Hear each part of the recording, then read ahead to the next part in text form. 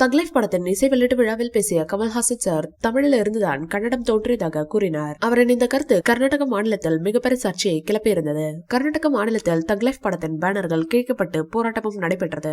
முதல்வர் சித்ராமையா உட்பட கர்நாடக மாநிலத்தை சேர்ந்த அரசியல் கட்சி தலைவர்கள் பலரும் கமல்ஹாசனுக்கு கண்டனம் தெரிவித்திருந்தனர். மேலும் கன்னட ரக்ஷண வேதிக்கை உள்ளிட்ட அமைப்புகள் கமல்ஹாசன் படத்திற்கு தடை விதிக்கப்படும் என்றும் கர்நாடக மக்களுக்கு எதிராக பேசினால் போராட்டங்கள் நடத்தப்படும் என எச்சரிக்கை விடுத்துள்ளன.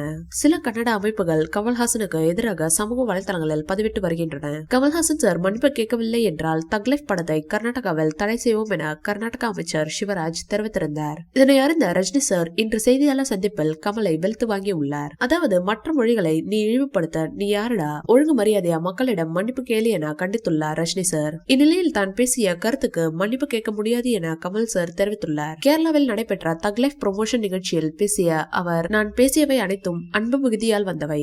வரலாற்று அறிஞர்களால் மொழி குறித்த வரலாறுகள் எனக்கு கற்பிக்கப்பட்டுள்ளது. மற்ற மாநிலங்களைப் போல் இல்லாமல் தமிழ்நாட்டில் மட்டும்தான் தமிழர், கர்நாடகாவை சேர்ந்த ஐயங்கார், ரெட்டி என பல சமூகத்தை சேர்ந்தவர்கள் முதல்வராகி உள்ளனர். வேறெந்த மாநிலத்திலும் இதுபோல் நடந்ததில்லை. கர்நாடகாவில் பிறந்து தமிழகத்தில் முதலமைச்சரான ஒருவருக்கு ஒரு முறை பிரச்சனை வந்தபோது கன்னடர்கள் ஆதரவு கொடுத்தவுடன் அந்த முதலமைச்சரை மீண்டும் கர்நாடகத்துக்கே வருமாறு அழைத்தனர். எனவே தக் லைஃப் படத்தையும் கமல்ஹாசனையும் மக்கள் பார்த்துக் கொள்வார்கள். மொழி குறித்து பேச அரசியல்வாதிகளுக்கு தகுதி இல்லை, அந்த கல்வி அறிவும் அவர்களுக்கு இல்லை. இது எனக்கும் பொருந்தும். எனவே இந்த விவகாரத்தை வரலாற்று அறிஞர்கள், மொழி வல்லுநர்களிடம் விட்டுவிடலாம். இந்த வீடியோ பிடிச்சிருந்தா லைக் பண்ணுங்க, ஷேர் பண்ணுங்க. மேலும் ரஜினி சார் பற்றிய தகவல்களுக்கு எங்க சேனலை சப்ஸ்கிரைப் பண்ணுங்க.